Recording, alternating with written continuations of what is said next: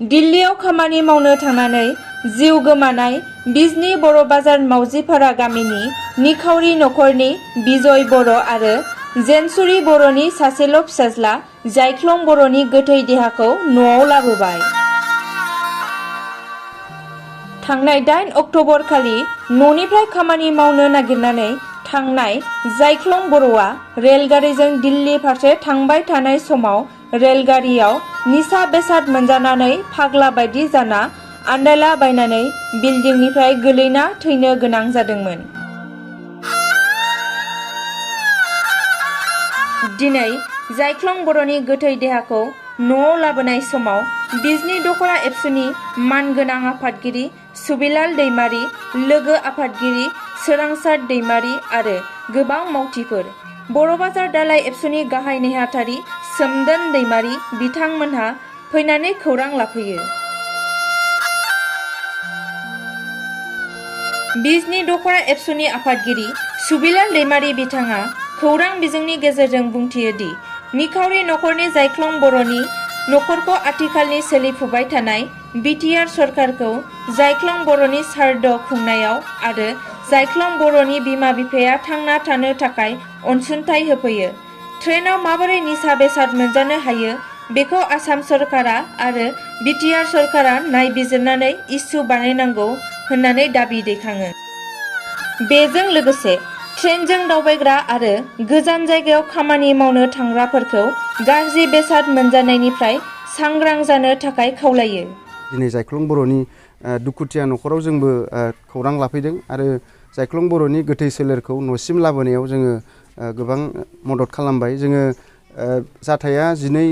अक्ट'बरनि मोनाबिलियाव जादोंमोन। अखानायै 13 अक्ट'बरनि फुङावनो खौरां मोन्दोंमोन, नाथाय जोंनिसिम आन्सलिक एबसुनि खौराङा थांबाय 12टायाव, सानसुनि 12टायाव इउनिट एबसुनि बिबानगिरिफ्रा जोंनो फन हरबाय। बेनिफ्राय जों डाइरेक्ट दिल्लीयाव जगाजग खालामबाय दिल्ली इउनिट एबसुजों आरो बिसोर बुंबाय र' आं हस्पिटालाव थांनो। हस्पिटालाव फैबाय हैदिनखालि बै समाव 3टा जाखाबायमोन। बिथाङा बुंबाय जागोन, फ्रि लांनो हागोन फ्लाइटजों डेड बडिखौ, नङाबा न'खरनिया हजोंनो गारबोनायनि बुंहरबायमोन आरो जायफोर थाफाग्रा प्रसेसबो खालामबायमोन हजोंहायनो गारनायनि गोथै सोलेरखौ। नाथाय जों बुंबाय नेथ' दिल्लीनि मानसि फैगासिनो दङ, जोङो डेड बडिखौ लाबोनायनि बेबस्था खालामगोन। बेनिफ्राय दिल्ली इउनिट एबसुनि आफादगिरि बिश्वजित नार्जारी बिथाङा जगाजग खालामनानै हस्पिटालाव फैनानै डेड बडिखौ लाबोनायनि प्रसेस खालामबाय। बेबायदिनो जोङो मैया सानसे अफिसियेल खामानि मावनानै जिहेथु एयारपर्टनिफ्रायसो लाबोगोन, बिनि मदद नांगौ, बिनिफ्राय माखासे पार्सेन्ट हेल्प खालामो, गोरिब गथ'फोरखौ, गोरिब न'खरफोरनि बिदि गोथै सेरेल लांनायखौ एसे मदद खालामो। बिथाङा डिपार्टमेन्टनिफ्राय 14,000खौ फ्रि होदों। बेनिफ्राय 22,000खौ जोङो माखासे मानसिफोरखौ बुंहरनानै दख'रा एबसुनिफ्राय बुंहरनानै बिथांमोना सोनानै हरदों आरो बिनि उनाव 36,000 होनानै गोथै सोलेरखौ लाबोनाय जाबाय गुवाहाटिसिम। आरो गुवाहाटिनिफ्राय न'सिम लाबोनायाव जोंनि बिजनी डिस्ट्रिक्ट इउपिपिएलनि आफादगिरि फनिन बर' बिथाङा हेल्प खालामहरबाय एम्बुलेन्स भाराखिनिखौ। दा बेबायदिनो जोङो न'खरा गोरिबनि थाखाय, न'खरा गोरिब होननानै बेबायदि आगोमा गोथै सोलेरखौ जाहाथे गुबुन जायगायाव गारबोआ, न'नियाव बिमा बिफायाबो नुनांगोन मोखांखौ, गोथै सोलेरनि मोखांखौ, गामिनि गोथै बारियावनो थाफैनांगोन, बेखौ साननानै जोङो जोबोद नाजानायनि गेजेरजों दिनै जायख्लं बर'खौ न'सिम लाबोबाय। दहायो 11:30 गुवाहाटियाव सफैदों, फ्लाइटआ इन्डिग'जों फैदोंमोन। बेनिफ्राय दा 11:30 न'सिम सफैबाय आरो दाबो गोथै सोलेरखौ लांनो थाखाय थियारि खालामगासिनो दङ। बेखायनो नोंथांमोननि चेनेलनि गेजेरजों जोङो जायख्लं बर'नि बिमा बिफा बिथांमोनजों समानै दुखुनि बाहागो लाफाबाय आरो जोङो इसोरनि खाथियाव आर'ज गाबबाय जाहाथे जायख्लं बर'नि जिउ सोलेरा सोरगोआव आलो गोजोनै जायगा मोनहैथों आरो सोरगोआव थानानै सानै बिमा बिफा सानैल' आरो बिबै दङ, दा बिथांमोनखौ नायहरबाय थागोन, बेखौनो जायख्लंनिसिम आर'ज गाबहर। बिजनी दख'रा एबसुनि सिङाव थानाय मावजिपारा गामिनि सासे सेंग्रा, 25 बोसोरनि सेंग्रा जायख्लं बर', बिथांनि न'खरा जोबोद गोरिब, गाव हारसिंल' आरो बिजय बर'नि सासेल' फिसाज्ला जायख्लं बर'। न'खरा गोरिबनि थाखाय बिथाङा जिउनि राहा नागिरनानै दिल्लीयाव खामानि मावनो थांदोंमोन। थांनाय 10 अक्ट'बर खालि न'निफ्राय ओंखारलांदों। न'निफ्राय ओंखारलांनानै बिथाङा रेल ओंखाम जानायाव बिस मोनजादों होननानै बुंदों आरो बिस मोनजानायनि उनाव बिथांमोना 12 थारिखआव दिल्लीयाव सौहैदों आरो जाय स्टेसनाव ओंखारनो गोनांमोन बिथांमोना बेयाव ओंखारनो रोङाखै, आन्दायनानै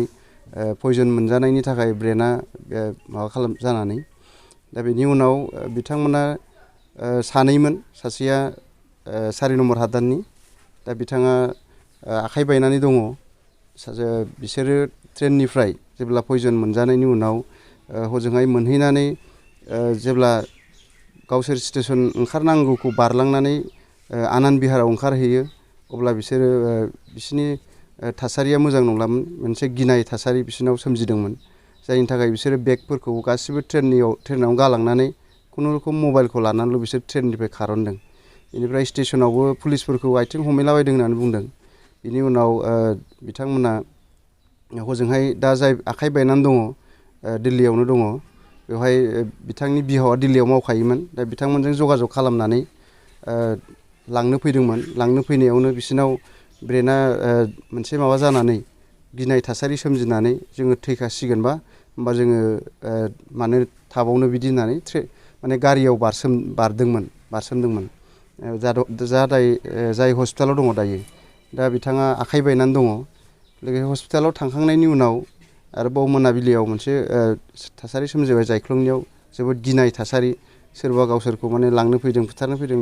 बेबायदि बुंनानै बियो खारखोमानो नागिरदोंमोन हस्पिटालनिफ्राय दा बेयावनो उनजों खारलांनायाव जोङो जायफोर हस्पिटालनि आरो हजों दिल्लीनि रिपर्ट बायदि जों मिथिबाय बिथाङा माने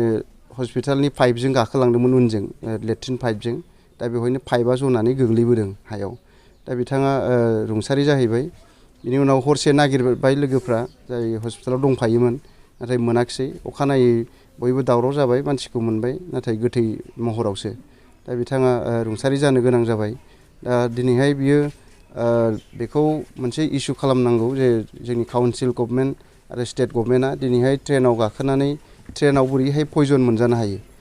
सासे ट्रेननि दावबायारिया बोरै मुलि मोनजानो हायो दा बेखौ इस्यु खालामनांगौ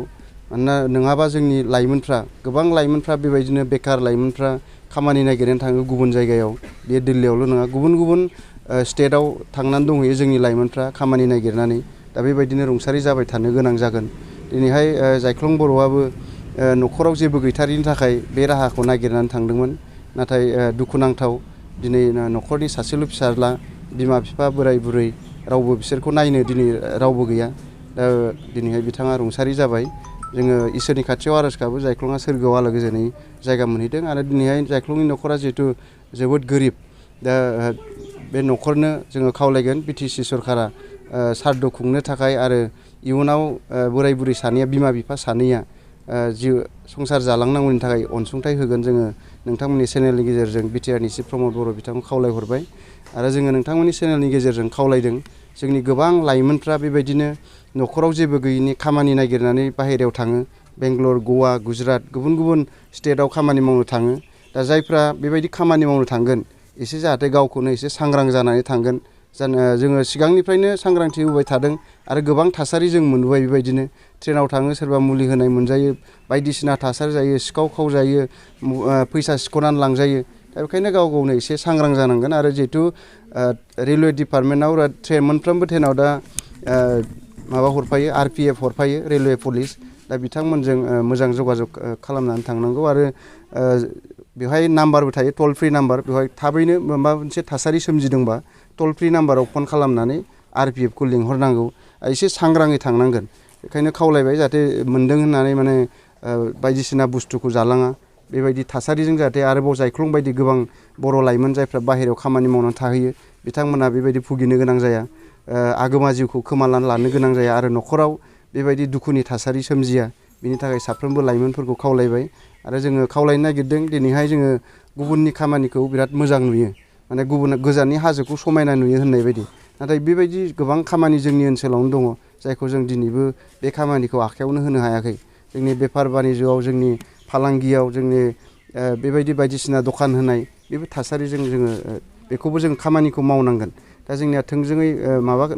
लकेलाव बा गामियाव माबा खामानि गैयाबाथाय डाइरेक्ट कम्पानि बे डाइरेक्ट गुबुन जायगायाव गोसोखांहरो आरो नाथाय नोङो गुबुन जायगायाव जि मावहैगोन बे खामानिया जोंनि ओनसोलावबो दङ दा बेखायनो चेनेलनि गेजेरजों खावलायबाय जाहाथे जोंनि लाइमोनफ्रा बेबायदि इयुनाव आरोबाव जायख्लं बायदि जिउ खोमानो गोनां जाया गुबुन जायगायाव थांनानै बेखायनो साफ्रोमबो बर' लाइमोन जायफ्रा गोजानाव थांगोन बिथांमोनखौ खावलायबाय जाहाथे जोबोद साबधान थांगोन आरो गोजानाव थाहैगोन मोजाङै थाहैनांगोन। दिनै बेबायदि गोबां थासारि जायो। जिउ गोमानायखौल' बुङाखै दिनैहाय गुबुनजों नासयजायो, सोरबा मालिकनि सिङाव आथिं सिङाव थानांगौ, बायदिसिना थासारि जाहैयो गुबुनाव। नाथाय बेखौनो जोङो लकेलाव जुदि मावोबा जोङो बिमा बिफाजों मोखां नायलायनानै नोङो सप्तायाव खनसे बिमा बिफाजों नुजाफैनानै जोंनि जिउ राहाखौ लांनो हायो।